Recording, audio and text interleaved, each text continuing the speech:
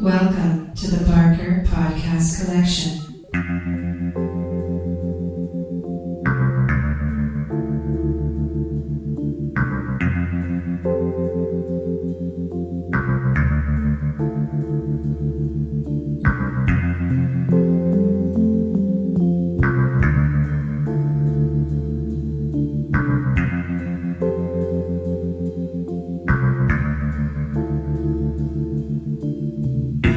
Welcome to the Not Watching Podcast. My name's Rob Howard, and this week I'm joined by Ian Bruce and Marcus Hurley.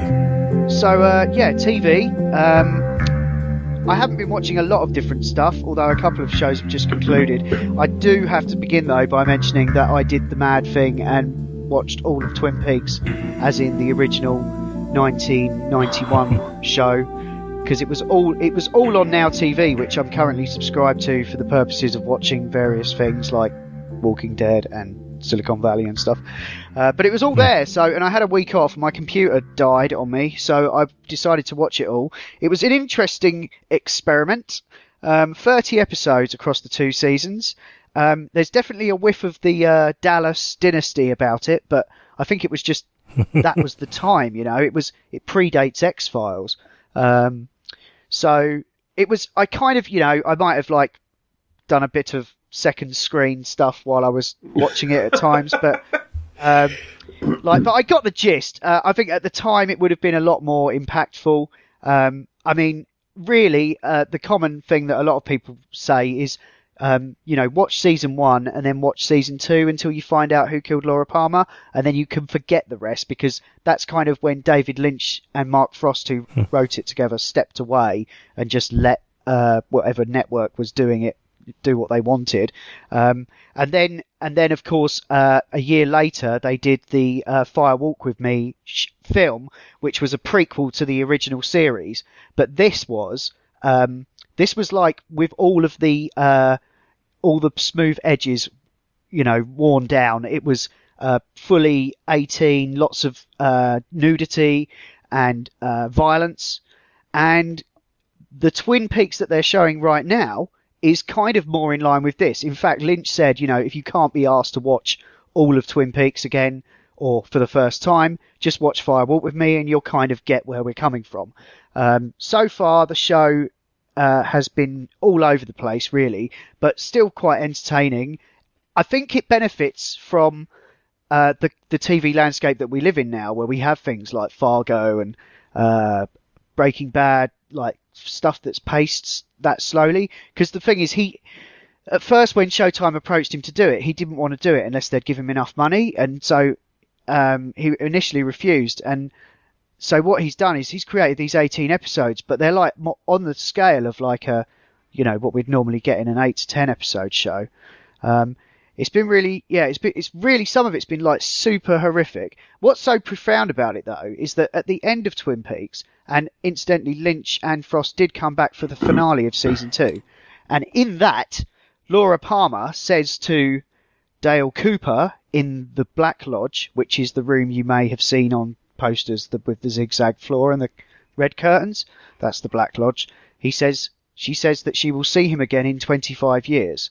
And in 25 years she has, because they have made this. I think it might be 26 years actually. But it's really cool, like how they've managed to make that work.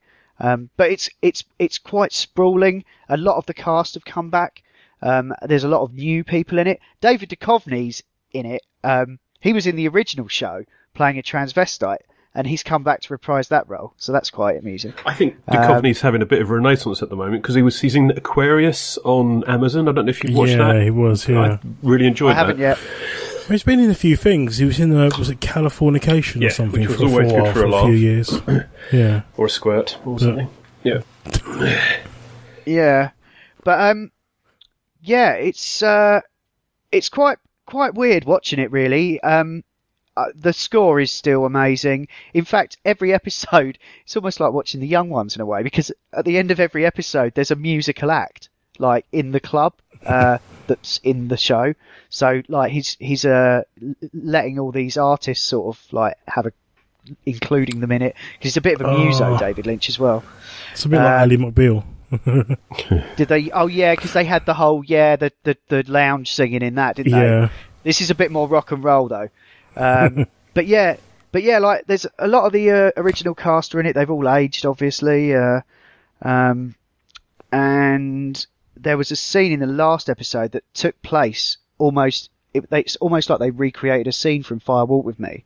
And there was a very unfortunate incident involving a child. And normally, like, in those sort of scenes, someone runs in to prevent said horrible incident. Not in this, no. And then we get, like, this really kind of, like, close-up shot of the destruction of said child. And all these people just standing around crying. And it's like, what is going on here? Like, it's lingering on it far longer than is appropriate. And then in the same episode, there's this midget running around killing people with an ice pick. Like, horribly. Like, stabbing them, like, lots and lots. Blood flying everywhere. And then them sort of, winding the...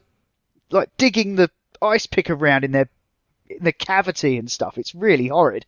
So, yeah, it's pretty harsh to watch. And that's what I'm planning to do later tonight, is to check in on that.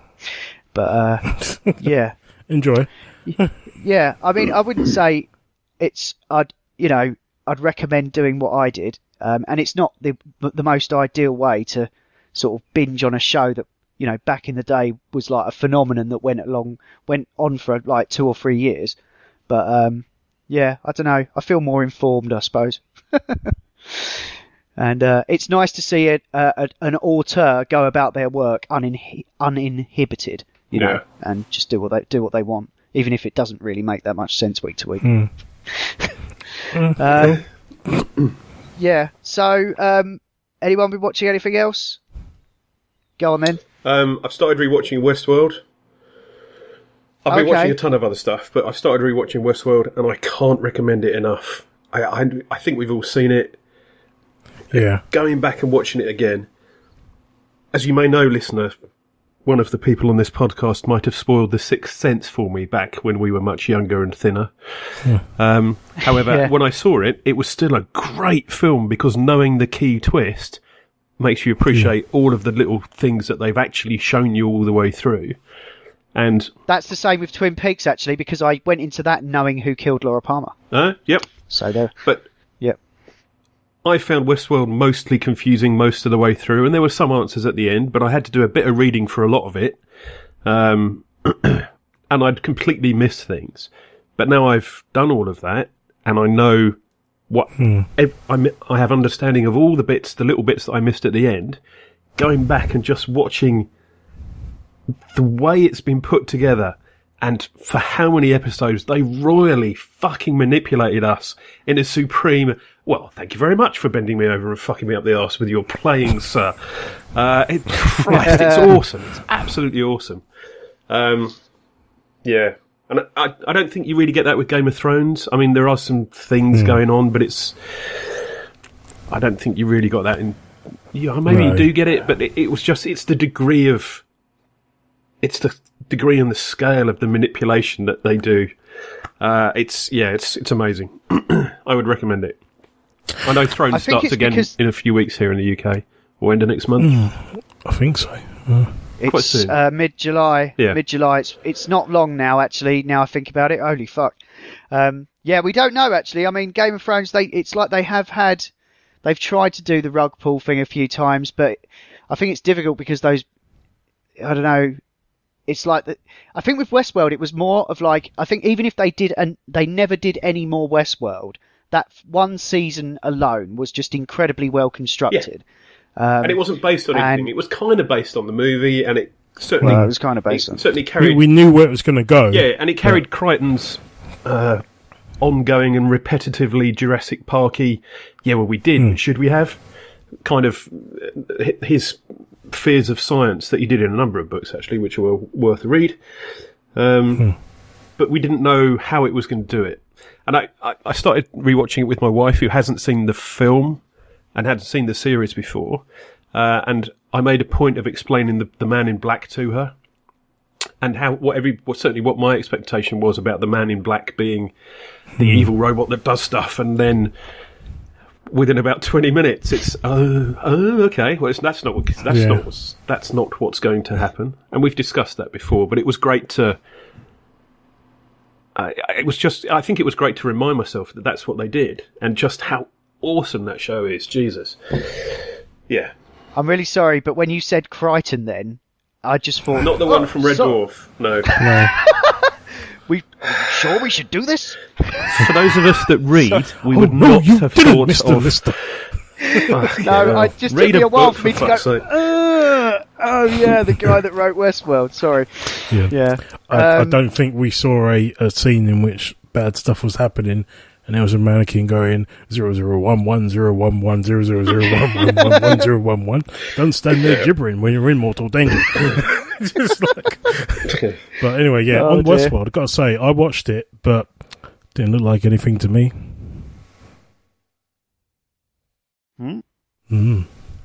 I'll leave that in joke there. Okay. From one burner to another. Yeah. Oh, I know what you mean now. Yeah, the door. Yeah, all that. Sorry, I can hear the sound of that going over everyone's heads. So, Marcus, you just this minute finished up American Gods season 1. We won't do spoilers. Have you watched any of this, Ian? I haven't. I read the book. I'm probably not going to do the TV show. So okay. So TV without show is going strange. too spoilery, let's let's just quickly cast our thoughts on season 1. What do you reckon? I reckon it's a less batshit version of Legion. Legion. Yeah, it's similarly high concept. It didn't annoy me anywhere near as much as Legion. Legion made me want to pull out my eyeballs and throw them at the screen. And hope I genuinely enjoyed American Gods. I really did. They were miniature pirate explosive shanties devices. along the way. No, just hoping they'd do some damage. I'll try and roll a 12 with them. Up for lots of Emmys, apparently. Legion. Really? Okay. Yep. Cool. Yeah. Emmy must be busy making fake awards. But controversial. No. But most annoying show. American Gods, I gotta say, from what I remember of the book, it was just I'm not being too spoilerific, it was just a road movie with two people on a purpose to achieve something, a la Blues Brothers, and lots of different stories going on that started to interconnect as they were going further down this road. I've read the book once, it's up there on my shelf, I can see it now. But I might have to read it again, because I've watched this last episode and I kind of understand it. It's all beginning to knit together now. Some of those little threads and stuff. The last few episodes will be doing that. But yeah. God, it's weird. I know, it's kind of weird because a lot of those gods you haven't heard of, but that's the entire point, Yeah. I loved the book because it made you guess. It described like the gods, and then you were like going, was that Jesus? Was that... Yeah. Is this Thor? Is this someone else? Is this someone else? And it leaves you guessing, because that's the way Neil Gaiman does it. He'll write something in concept and then leave you to fill in the blanks, whilst also using it to tell a story and stuff like that. Which is why his version of Stardust is so different from the film. There's whole chunks of that. From what I recall, the kingdom in that was just one area of that whole mystic world, and there was like this resistance movement that didn't exist and all that sort of stuff. But I quite like how in American Gods they've retailored it, retooled it to sort of include more modern things into it. So the whole Bilquist thing, and without any spoilers, recent events have contributed to parts of her story. Yeah, which weren't around when the book was written. Yeah, she's almost like bookends for the whole season, pretty much. But I liked it because what I liked about it was that it was ideas and metaphor personified as a person, literally personified. So, like, the new gods are just concepts. But it's the new gods are more the things that we worship, like you say, television and media and everything. All the things celebrity, all the things that people obsess over. To be a celebrity, to be famous, is like you look at what celebrities are these days compared to what they were. Anyone can be almost a celebrity now. You go in a house with 12 other people for, 12 weeks or whatever it is. People watch you on TV. I'm talking about a little-known show called Big Brother. And that makes you a celebrity. But all you've done is sit in a house with people that either hate you or don't hate you, and you get voted out. And the last person to get voted out, that makes you a celebrity. You haven't done anything. Yeah. You haven't contributed to nothing. You're not. Nope. You're a celebrity is more like an instant role model. How is that a role model? We're all in our houses already, sometimes surrounded by people. Yeah. I'm sitting here talking to a screen now.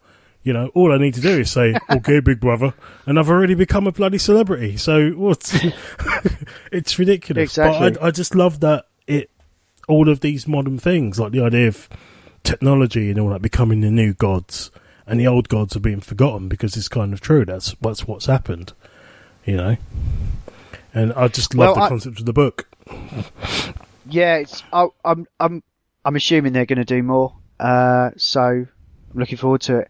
Also, finishing its third season this week was Better Call Saul. Have you watched the finale for that yet? I haven't watched that.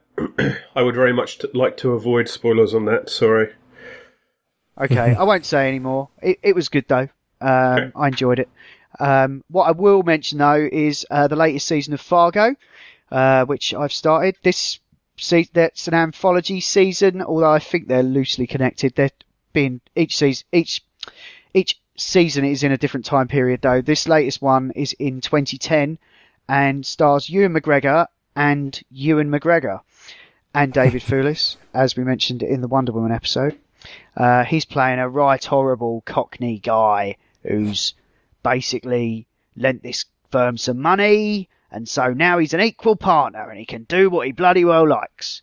The Ewan McGregor plays two brothers, one who's playing a bail bondsman who's now seeing one of his clients, basically this woman who's out on bail, and his twin brother is kind of in the company that David Thewlis is screwing.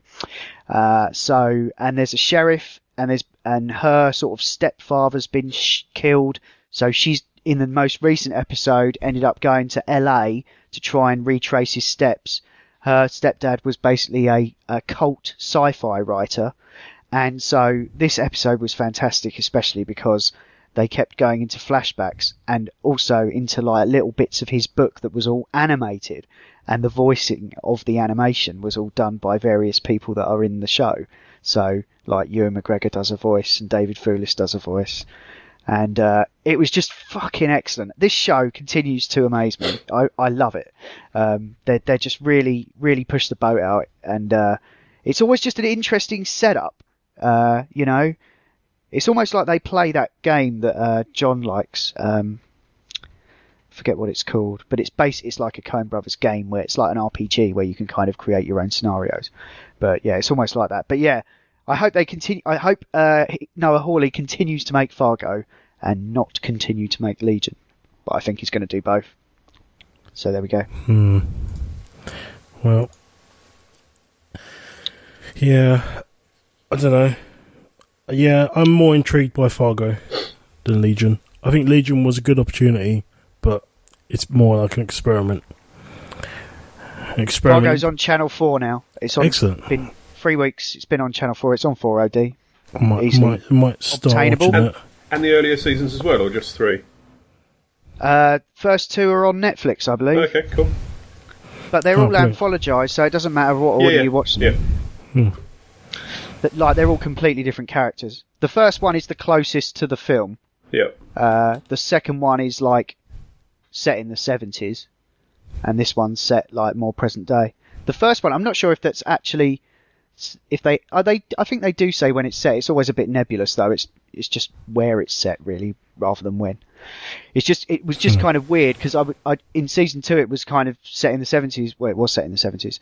And then in this one, when they start mentioning Facebook, I was like, oh, weird. So is this set now then? Yeah, so... The use of mobile phones usually gives it away. That's it. Yeah, Or the size absolutely. of the mobile phone. Yeah, Yeah, although the first time they draw attention to like the internet, it's because some old codger's like struggling with like Ask Jeeves or something. It's quite cute. Those were the days. Yeah. Has anyone got any other shows they'd like to mention? Well, I recently watched season 3 of Gotham. That's still going, apparently. I did start. I'm kind of enjoying it. It's better than the Arrow. It's a bit more gritty than the Arrowverse. It's interesting to see the start of the whole Batman world, because there's elements in there that start up, and you kind of see, oh, this is going to become that. There's an episode where this guy had this serum that was making people stronger, and it was called Viper, and you can obviously, and it was red, and you can obviously see that's going to become Venom at some point. And he was like a scientist and all that, and it got, you know, Venom. Isn't that DC? No, Venom's the stuff that Bane uses to make him strong. So that's the serum. Sorry, yeah. Yeah, it's like Captain Marvel, yeah. Sorry. I went full geek. Sorry. Never go full geek. But yeah, no, I mean, I quite enjoyed it. I mean, it's strange because I remember watching it and thinking, this guy playing Gordon, I don't necessarily care too much about him, and it's just really weird. But since then, they've, you know, the guy playing Penguin is like a unique version of Penguin. You've got Edward Nygma becoming more and more crazy, and, you know, becoming the Riddler persona and stuff like that. And you've got Bruce Wayne becoming more and more into this guy, and you've got Selena Kyle as well, like a childhood friend. You can see how it all kind of comes together. So it's really started to stop being a procedural cop show and start being more of a Gotham show with secret societies and all that, and all this sort of thing. And the only way you're going to be able to do that is under the guise of a cop show. So I'm actually quite enjoying it, because it's gotten a hell of a lot more violent. I was saying to Suze last season, what the hell time is this broadcast? Because people are being decapitated. Yipes. And they're not hiding it. Okay, fair enough. I just have to watch. I just have to watch 48 episodes to get there. No, 48 episodes. No. Oh god. I would say if you haven't got time for it, don't worry about it. But I've got to say, I'm surprised though. It's one of those ones where I did leave it because I think series 2, it stopped halfway through. And I thought that was the end of it, so I didn't go back to it. And then I realised, oh, there's more. It didn't end there. And then I just started watching them on and off. And then I started watching batches of them together. And then I've just kind of binged this last season. And I've kind of enjoyed it. You know, just my sort of comic book TV fix. And you see little hints and stuff like that, little Easter eggs and stuff. And it's, I'm enjoying that. I'm enjoying that more than the Arrowverse, because I've watched most of Flash. I haven't touched Arrow. For about 2 seasons, I think, now. And who knows if I'm going to go back to it. Still enjoying Supergirl, though.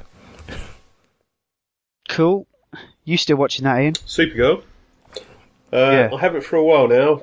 I think it was the start of season 2. It just got a bit too clunky. I'm sure I'll go back to it eventually, but... Yeah, I think with these things, you can just leave them for a bit, catch an odd episode, and every now and then fill in the blanks. It was always filler for me. In the same way that the Flash... I mean, they're good shows, but if something else was on, I would probably watch something else.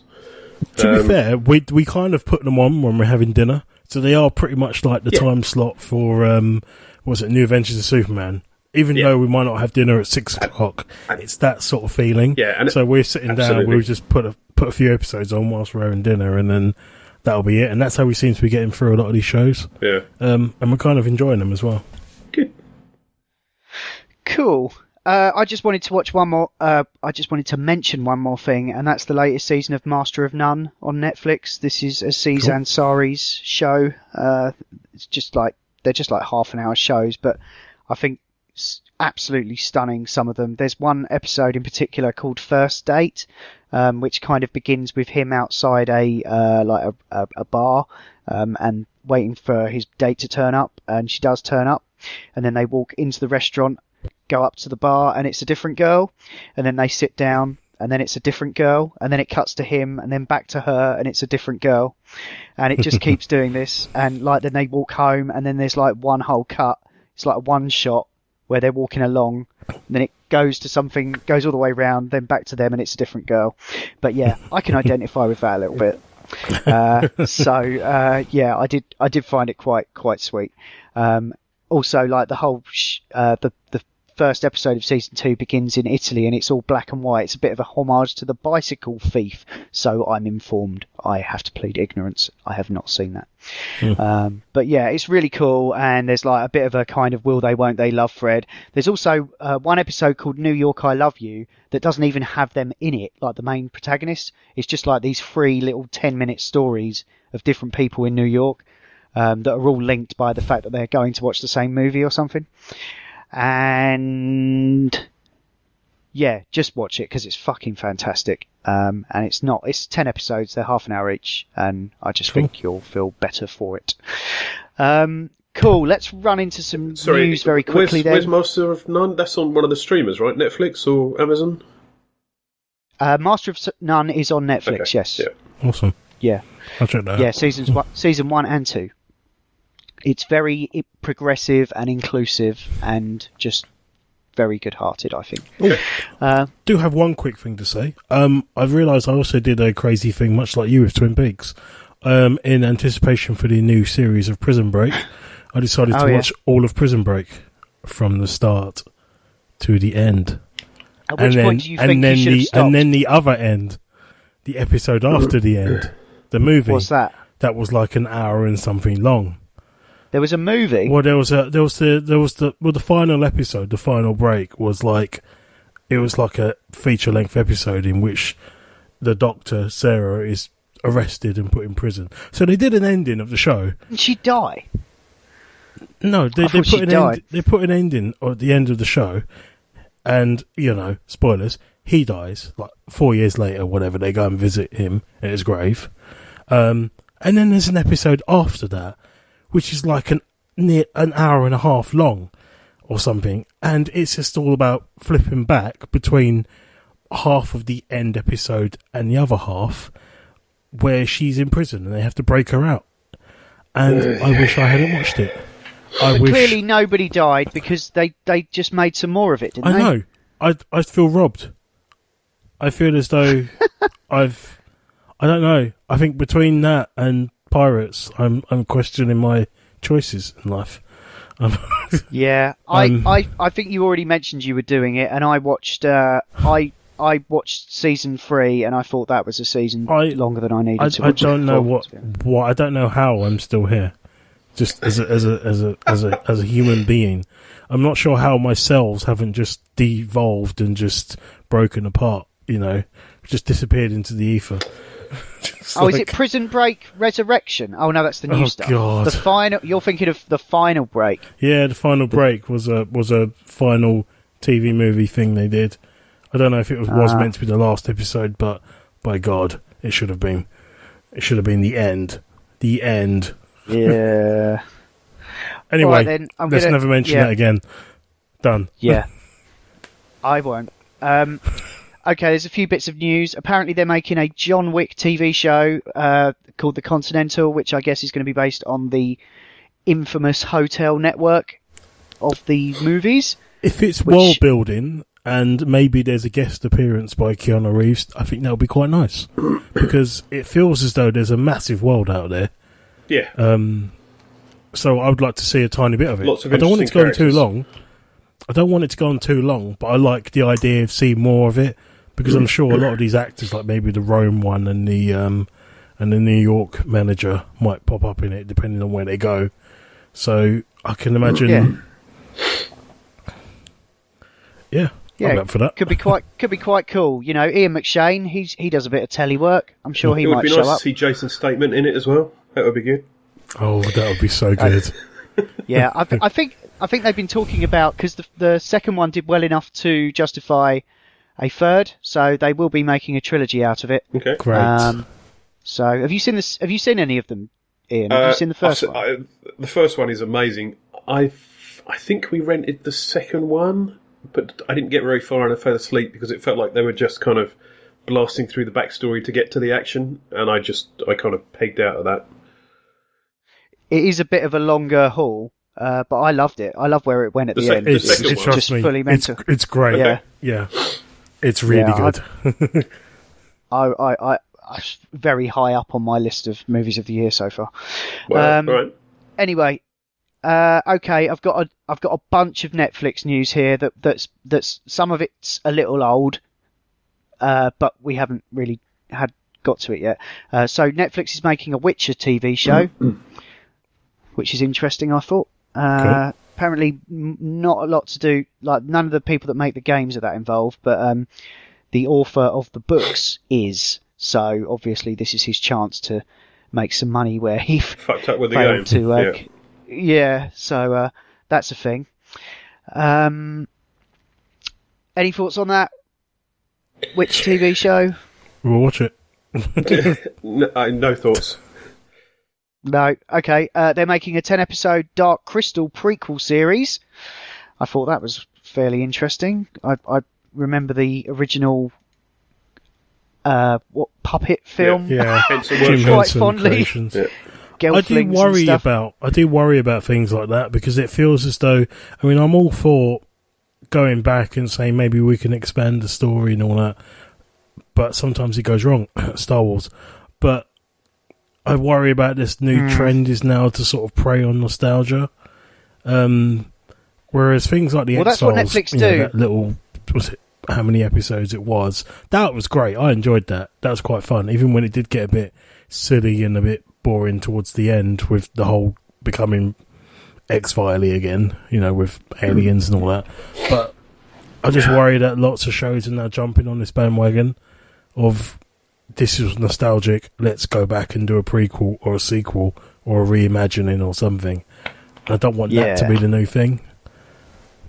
Yeah, that's the thing though, is that Netflix is all built on tags, so they basically go, oh, like there's lots of people watching that Dark Crystal film that we've got.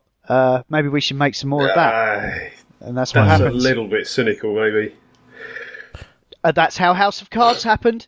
They looked at So all the people what you're that liked saying, what you're saying is that they're being sort of almost metacritical about it Oh, and analysing the statistics and yeah. making joking. films. I'm not joking.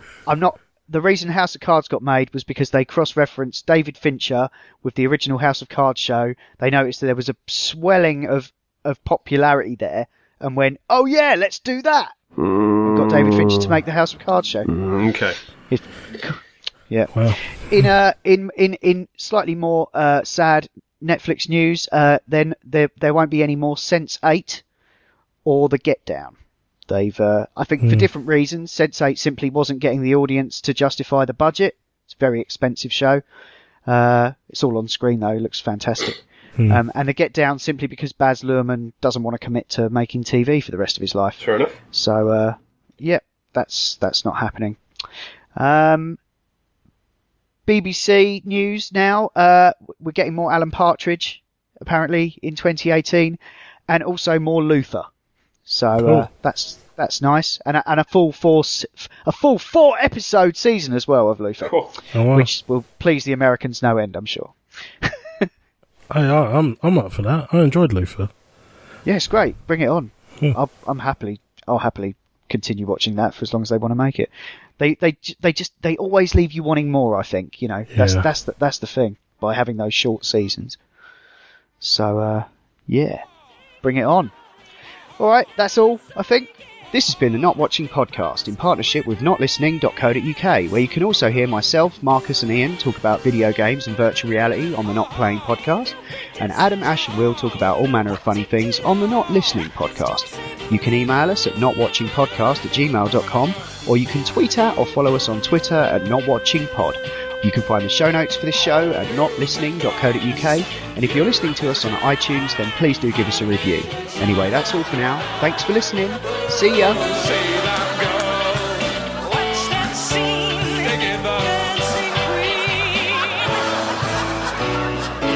Thank you for the music, the songs you're singing. Thanks for all the joy you're bringing. Who can live without it? I ask in all honesty, what would life be without a song or a dance? What are we? So I say thank you for the music. to be